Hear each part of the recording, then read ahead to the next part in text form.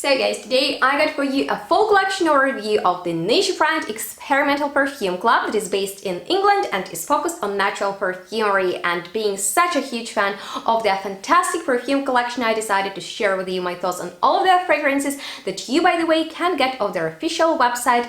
And I have a special discount code to share with you, so just check out the description box for more health information, or you can also attend their lab in London and play with the finest perfume materials, creating your signature scent, which I had a pleasure doing at Songs and had the best time of my life because their team is so awesome that I could only recommend you that experience. But if you want to find out about these cool fragrances that you can mix and match, because the concept is that you can become your own perfumer, just keep on watching, because without any further ado, let's get started. So hello and welcome everyone to today's full collection breakdown of Experimental Perfume Club's fragrances. There are a lot of them and I have my top favorites, but they are all cool because although concepted for layering, these are not too simple type of fragrances being complex on their own. I find that they are really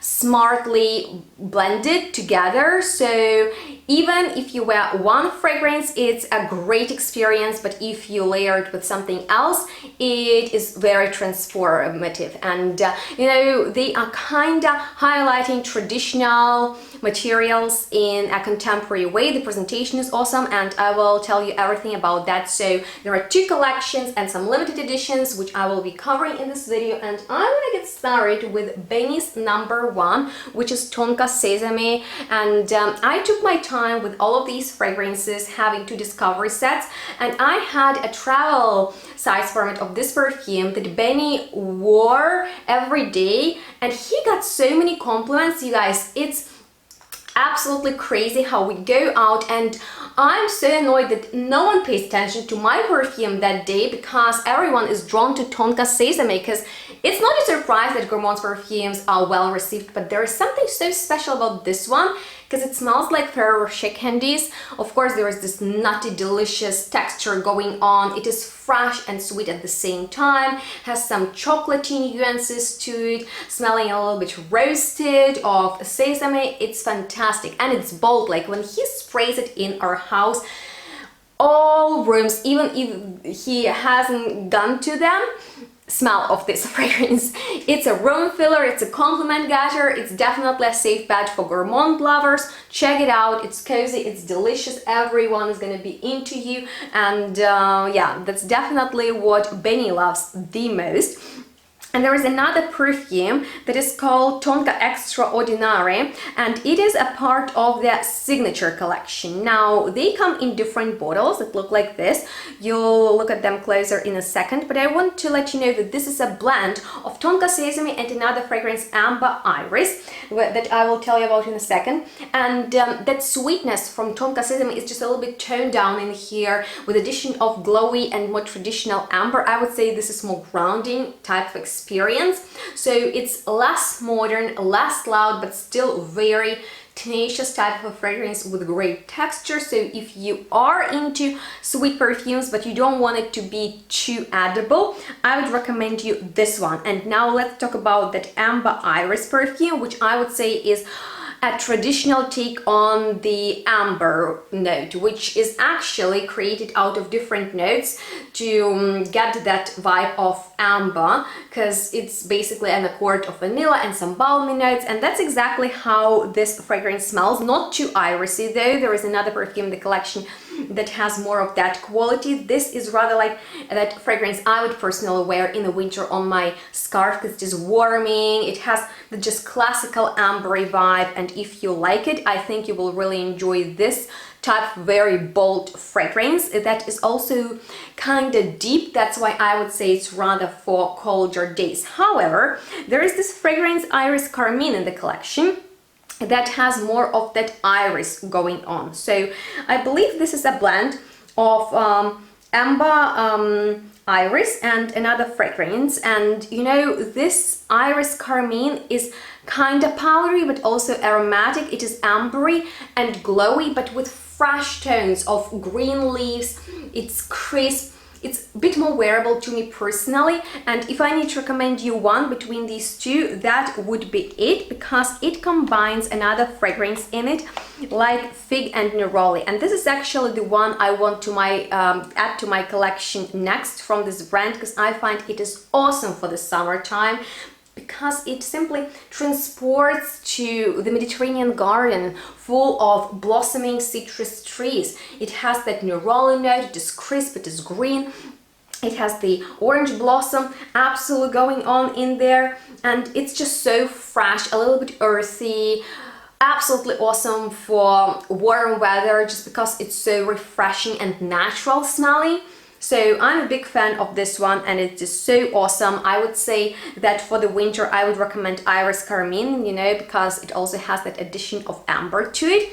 But there is another fragrance that is kinda ambery, and it is also a blend of the other fragrances, Amber Iris, which is the traditional take on amber in my opinion, and Jasmine Osmanthus, which is a beautiful, I would say, tribute to white flowers, because it smells tropical, it smells very uplifting, kind of like sunshine beaming off white flowers. So nice if you have troubles with jasmine, because often it is so synthetic in perfumes, but you want a great fragrance with it.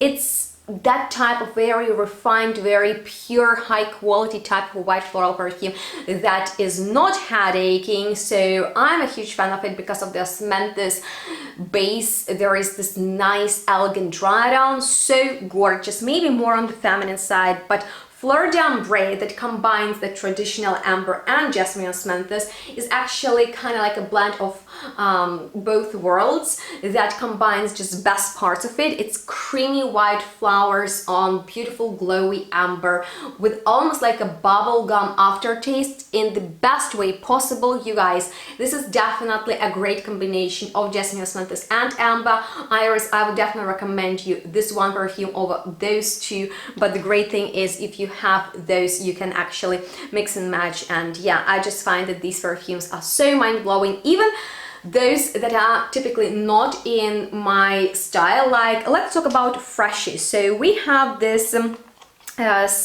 cardamom and moss perfume.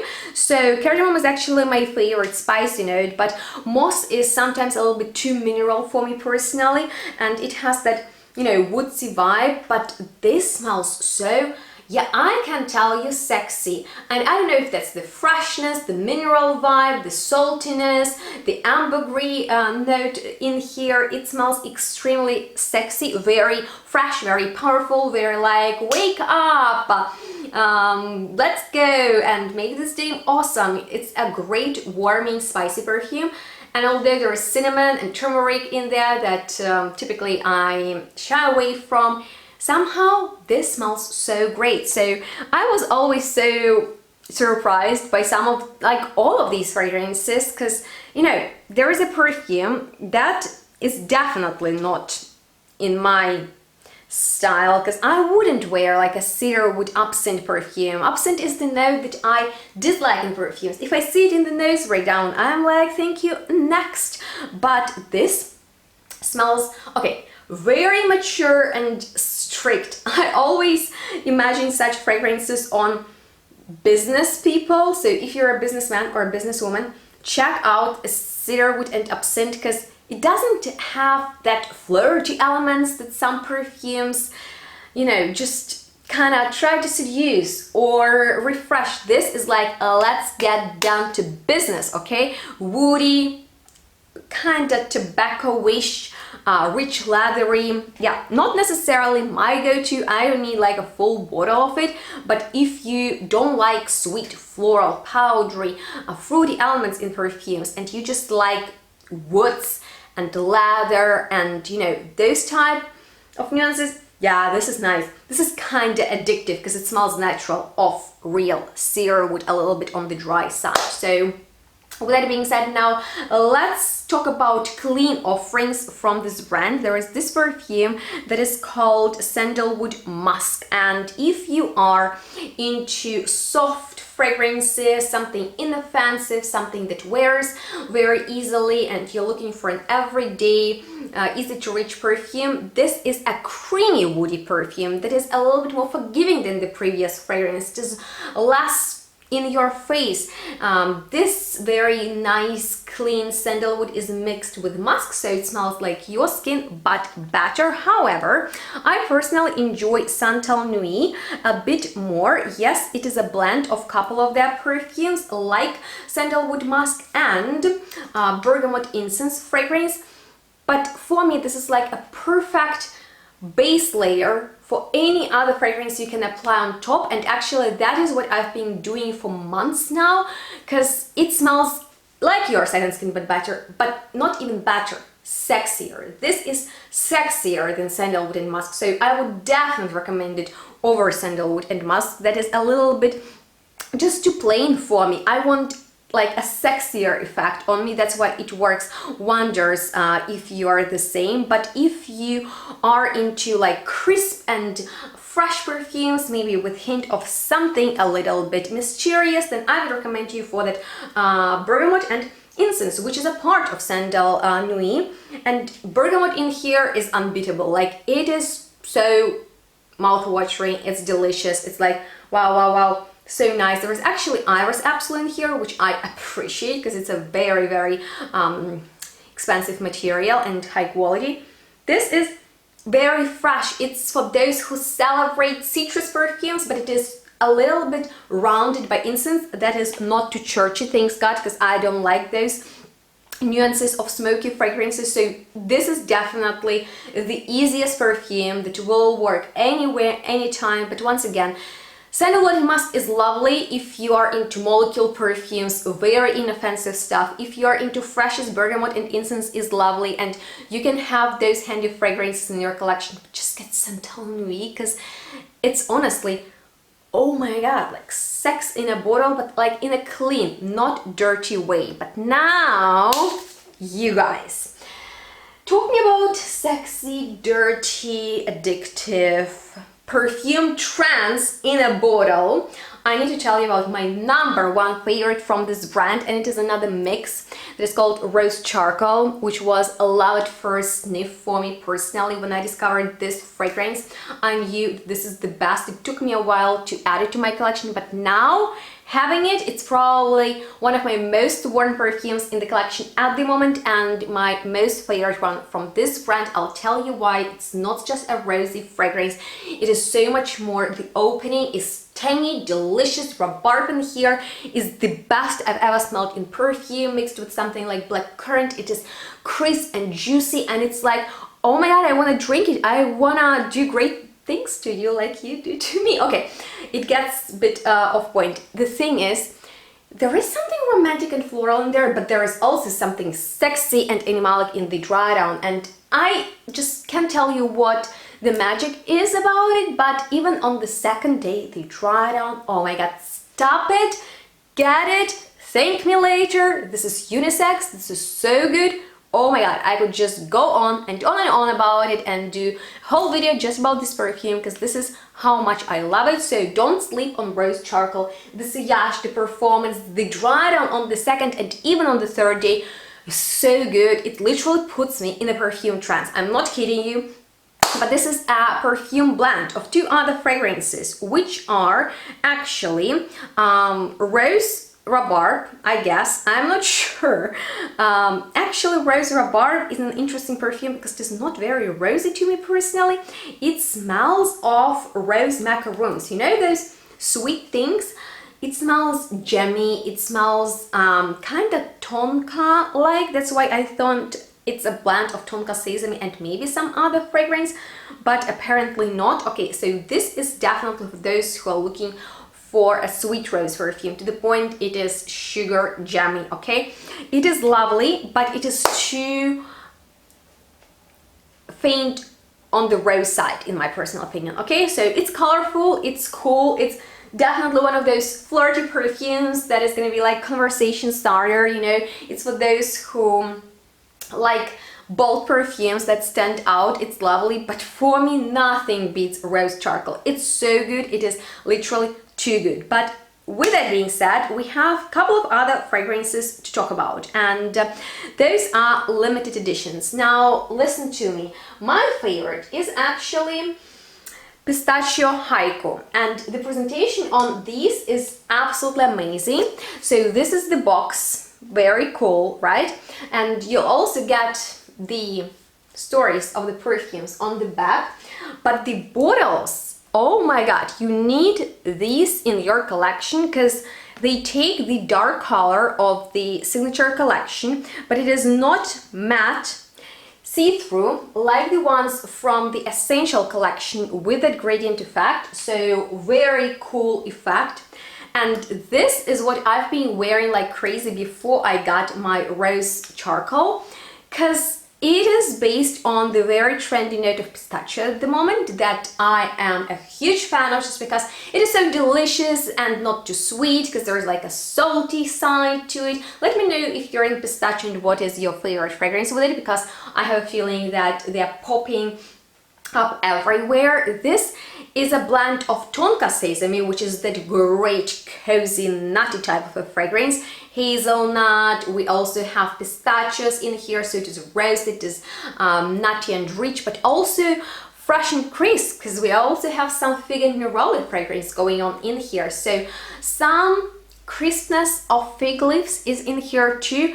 And you know why I've been wearing it so often? This is like, I've been literally wearing it with all the fragrances for some period of time, just because it adds like a touch of delicious pistachio ice cream, okay, on top of every fragrance. And of course that is very mass appealing. Of course people ask me about this fragrance. You know, I had a very similar effect as Benny with his tonka sesame with this fragrance. So Pistachio Haiku, get it while you can, especially if you're into gourmands. This is so lovely, and it layers well with all type of perfumes because it has some fresh and floral touches in there, but also a lot of gourmand qualities. And I find you can't go wrong with this one. It is really good, and you know, it is not too gourmand. So I actually personally prefer it over tonka sesame because it has some more complexity to it. However, guys, perfume that is also Benny's favorite, and